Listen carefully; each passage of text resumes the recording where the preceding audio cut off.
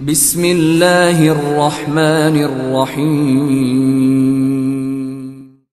Dalam sebuah hadis Bukhari, kata Nabi SAW, Allah berfirman, Ya ibna Adam, anfik alik. Wahai anak Adam, berinfak di jalanku, aku akan berinfak untukmu. Teman-teman, Allah ini menjanjikan kepada kita, kalau kita memberikan kepada Allah atau berinfak di jalan Allah, banyak sekali manfaatnya. Ada hadis Bukhari Muslim berbunyi, setiap hari Allah turunkan 2 malaikat yang khusus berdoa. Yang satu mengatakan, Ya Allah, lapangkan rezekinya orang yang berinfak, dan yang satu mengatakan, Ya Allah, sempitkan rezekinya orang yang pelit perhitungan. Allah nggak akan kasih. Kemudian juga teman-teman sekalian, Allah membalas setiap infak kita itu minimal 10 kali lipat loh, 1000%. Kalau di masjid ini misalnya ada seseorang datang, orangnya kita kenal secara nasional, kemudian punya perusahaan besar, kemudian jelas ya, usaha-usahanya jelas segala macam, dan produk yang dijual juga menguntungkan. Lalu dia tawarkan ke kita, nih siapa yang ikut investasi misal 100 juta, dia dapat akhir bulan 100%, jadi 200 juta. Kita sudah kenal orangnya, tahu perusahaannya, tahu produknya. Orang bahkan berlumba-lumba mau investasi, ditawarkan, siapa yang mau berinfak, saya akan kasih 100% keuntungan. 100 juta dari 200 juta akhir bulan. Saya yakin orang berlumba-lumba untuk ikut. Allah memiliki perusahaan depan mata kita, tanda kutip ini, tanda kutip, jangan disalahpahami kalimat perusahaannya. Allah memiliki ciptaan yang kelihatan depan mata. Pohon-pohon ini, kita sendiri, udara yang kita hirup, matahari yang terbit, ini jelas depan mata kita produknya Allah ini. Allah janjikan teman-teman, siapa yang investasi di jalan saya janjikan 10 kali lipat minimal. Di dalam Al-Quran dikatakan, A'udzubillahi minasyaitonirrajim, Man ja'a bil hasanati falahu asyru amthaliha. Siapa yang melakukan satu perbuatan kebaikan, diantaranya sedekah, Allah akan ganti 10 kali lipat, 1000%. Kalau kita keluarkan teman-teman sekalian 1 juta, udah ada 10 juta itu. Tinggal nunggu saja. Tahu teman-teman, para sahabat setiap hari kerjanya apa? Mereka bawa duit di kantong-kantong, di wadah kalau kita sekarang, cari orang miskin. Waktu ditanya, apa yang kalian buat? Kami sedang investasi. Kasih orang miskin, Allah balas 10 kali lipat. Terus begitu. Di zaman Abu Bakar, Uthman bin Affan, Abu Abdurrahman bin Auf, sahabat-sahabat yang kaya, nggak ada akunting, gitu kan? Belum ada sistem kayak kita sekarang, komputerisasi yang rapi. Bagaimana cara mereka mengatur duitnya? Saya kalau baca sejarah mereka itu luar biasa. Dagang, transaksi, orang susah dibantu, orang yang memang layak dapat untung, diputar lagi modalnya, dikeluarin di jalan Allah, disedekahkan, yang sisanya dipakai modal. Begitu-begitu saja. Waktu mereka meninggalkan harta, kalau itu sekarang itu bisa ratusan miliar rupiah, mungkin triliunan kalau uang rupiah. Mereka tidak punya admin, tidak punya apa-apa. Bagaimana mereka bisa atur semua itu? Karena sedekah. Abdurrahman bin Auf pernah buktikan kepada kita dalam kisahnya. Beliau pernah kedatangan keuntungan 1 peti emas. Belum pernah untung sebanyak itu. Dia duduk gelisah di dekatnya emas itu. Istrinya tanya, kenapa Abdurrahman? Saya gelisah lihat ini. Enggak pernah keuntungan kita sebesar ini. Allahu alam kalau terjadi di seseorang di antara kita yang dapat 1 peti emas, mungkin udah di tanah kali ya. Supaya enggak ketahuan di mana. Dia gelisah, istrinya bilang, kenapa? Saya gelisah, nggak pernah ada keuntungan begini. Kata istrinya, lalu apa yang kau lakukan? Saya mau infakkan jalan Allah. Jangan ada di rumah malam ini. Baik, sama istrinya bungkus-bungkus, bagi-bagiin, malam itu habis. Besok datang 2 peti. Kisah nyata ini. 2 peti yang seperti itu. Istrinya bilang, ini gimana? Infakkan lagi. Besoknya 3 peti. Setiap dikeluarkan dibalas sama Allah cash langsung pada saat itu.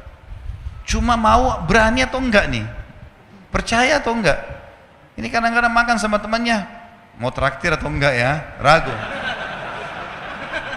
Kadang-kadang tunggu temannya pegang dompet baru bilang, saya aja nggak apa-apa. Oh nggak apa-apa temannya, Pak. Oh ya sudah dibayarin nggak apa-apa. Sering-sering ya. Pesannya sering-sering gitu. Ini salah ini. Di jalan Allah 10 kali lipat. Praktekin, ini rumus yang sederhana. Infak, Allah bilang di jalanku, aku akan balas infakmu itu. Pasti lebih banyak. Dalam hadis Bukhari, Kata Nabi SAW, orang sebelum kalian ada dua orang, dua-duanya bersahabat, dua-dua punya kebun, musim kemarau, nggak ada hujan sama sekali. Kata Nabi SAW, ini si A sama si B, dia disebutin namanya. Kata Nabi SAW, salah seorang dari mereka, kita anggaplah misalnya A sama B, si B ini. Dia bilang, saya melihat ada awan lewat di atas kebun saya, dan saya dengar suara mengatakan, turunkanlah hujan di kebunnya si Fulan, temannya dia di sebelah. Maka dia bilang, saya bingung, kenapa ada suara dari awan? Saya ikutin, ini hadis sahih riwayat Bukhari, penyampaian Nabi SAW. Kata Nabi SAW, dia pergi kebun temannya, ternyata betul hujan turun cuma di situ saja. Yang lain enggak, musim kemarau. Lalu kemudian, dia tanya temannya, apa yang kau lakukan dengan kebunmu?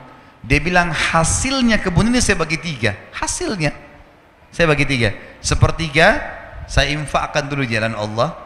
Sepertiga, saya pakai untuk kembali modal, sepertiga saya pakai buat kebutuhan keluarga saya. Kata temannya, pantas kau dapat ini. Ada ipar saya di Ternate, teman-teman saya pernah datang ke sana. Pulang ceramah jam 11:30 malam, suara rumahnya masih pakai seng di belakang. Ternyata ada suara kayak batu besar, pang gitu, ribut. Saya kaget, dia ketawa. Dia bilang, itu mangga jatuh. Mau coba? Iya, orang Ternate bilang ini mangga madu. Ya. Saya nggak tahu di Makassar kita bilang apa tuh, di Jakarta mana lagi katanya. Ada titik-titik madunya di dalam. Coba ya coba, memang manis sekali. Masya Allah saya makan sama dia. Saya bilang besok pagi saya mau lihat pohonnya. Dia bilang, silahkan. Terus dia bilang, pohon ini sepanjang tahun berbuah terus. Saya bilang, kok bisa? Dikasih bibit? Dia bilang, enggak. Saya biarin aja begitu. Pokoknya dia sepanjang tahun berbuah. Biasanya kan mangga kita tahu setahun sekali kan. Paling maksimal setahun 2 kali itu sudah luar biasa. Besok pagi habis sholat subuh di masjid, saya keluar, saya ke rumahnya, saya pamit ke belakang. Ternyata pohon itu cuma pendek, mungkin cuma 3 meter, seperti mungkin tiang masjid ini. Kemudian buahnya banyak sekali, sampai mau jatuh ke paving bloknya itu. Cuma pohon itu, setengah pohon masuk ke rumahnya, setengah pohon melintang keluar temboknya gitu. Terus dia keluar, dia bilang, tiba-tiba kayak Allah kasih jawaban ke saya, dia bilang, ini setengahnya yang masuk ke sini saya pakai buat saya sama keluarga, kalau ada tamu datang saya kasih. Yang keluar itu saya nggak pernah ambil. Siapa saja boleh ambil, silahkan. Saya bilang itu rahasianya kenapa berbuah sepanjang tahun. Coba pertemukan dengan antum di sini, dibungkus plastik, ya. Anaknya saja lihat nggak boleh. Hah? Anaknya nggak boleh sentuh. Jangan sentuh ya nak, nanti kalau sudah masak. Kadang-kadang subhanallah ada orang pelit sekali. Dia beli makanan favorit masuk di kulkas, anaknya nggak boleh sentuh, istri yang nggak boleh sentuh. Wah, luar biasa nih. Ya? Bagaimana bisa Allah kasih? Maka mulai sekarang harus royal di jalan Allah. Dalam masalah infak teman-teman jangan perhitungan. Itu investasi yang tidak akan pernah habis. Allah Subhanahu wa taala mengingatkan dalam Al-Baqarah surah nomor 2 ayat 254 agar jangan menyesal. Karena kalau teman-teman punya rekening 1 miliar, 2 miliar nggak pernah berinfak di jalan Allah, pada saat meninggal teman-teman demi Allah akan menyesal. Coba dulu saya kasih masjid ini ya, coba dulu saya kasih pesantren ini ya, coba dulu saya beliin Quran ya. Udah telat, udah nggak bisa lagi. Iya kalau ahli waris kita bangun di masjid, kalau enggak, kalau mereka pakai buat kebutuhan mereka saja gitu. Allah berfirman, a'udzubillahi minasyaitonirrajim, ya ayyuhalladzina amanu anfiqu mimma razaqnakum min qabli an ya'ti yaumun la bai'un fihi wala khullatun wala syafa'ah wal kafiruna humudz zalimun. Hai orang-orang beriman, infakkan, keluarkan, jangan berhitungan di jalan Allah. Apa yang kami jadikan rezeki buat kalian. Sebelum datang hari, tidak ada transaksi, nggak ada persahabatan, tidak ada lagi pertolongan. Dan orang-orang kafir mereka adalah orang-orang yang zalim. Memberi teman-teman, berikan yang terbaik. Jangan pakai istilah daripada makanan rusak di kulkas kasih aja orang. Nanti rezeki juga daripada ini. Mau dapat ikan paus pakai kapal tanker, jangan pakai pancing kecil. Celengan masjid lewat rumahnya Allah loh ini, lewat celengan korek kantong yang paling kecil 2.000, 1.000. Kalau ada 500 koin 500 dikasih masuk di masjid. Baru luar biasa cerewetnya. Minta kesehatan, kekuatan, keturunan, selamat dari neraka, masuk surga, minta jodoh yang cantik, yang gagah. Wah ini, ini kalau malaikat diizinkan cambuk sudah dicambuk ini. Dalam surah Ibrahim, surah nomor 14, Ayat 31 sampai 34 Allah juga berfirman, A'udzubillahi minasyaitonirrajim. Qul li ibadiyalladzina amanu, katakanlah hai Muhammad kepada hamba-hambaku yang beriman, yuqimus shalah, mereka selalu sholat, jaga 5 waktu sholatnya, itu waktu absen kepada Allah, datang on time di awal waktu. Wa yunfiqu mimma razaqnahum sirran wa alaniyah, dan mereka selalu ikutkan setelah sholat infak, sembunyi-sembunyi atau terang-terangan. Karena kadang-kadang kita dimintai orang di pinggir jalan sudah. Ingat kaidah dalam ibadah, kalau ibadah telah tiba waktunya, saatnya eksekusi, bukan saatnya menilai. Misal azan, lalu kemudian kita lihat ada masjid, kayaknya masjid ini kotor, saya mau masjid sana saja. Bukan saatnya menilai. Azan, sholat, di masjid manapun sholat, gitu kan? Ada orang miskin lewat minta, bukan kita nilai orang ini masih kuat, orang ini bohong atau tidak, bukan urusan kita itu. Orang lagi minta, Tuhanmu lagi suruh kasih, bukan menilai, eksekusi kasih orang. Ini pintu syaitan saja, membuat kita selalu menilai. Lalu kapan kita lakukan? Siapa orang yang kita anggap paling layak? Sementara berinfak boleh kepada orang kaya. Sekarang saya kaya, adik saya kaya, lalu saya mau kasih dia uang, bolehkah? Boleh, infak tetap pahala. Apalagi kalau dia orang miskin, tidak selamanya infak itu kepada orang miskin. Kita boleh memberikan makan orang lain, memberikan hadiah pakaian, walaupun dia orang kaya, nggak ada masalah. Nabi SAW mampu dan beliau menerima hadiah. Kemudian dikatakan min qabli an ya'tiya yaumun la bay'un fihi wala khilal, sebelum datang hari di mana kalian akan menyesal karena nggak ada lagi transaksi. Orang-orang miskin yang kita temui di dunia, teman-teman, kalau kita ketemu di mahsyar, walaupun kita mau kasih 1 miliar rupiah, sudah nggak laku miliaran rupiah di sana. Mau kasih pahala dia terima, duit dia sudah nggak terima.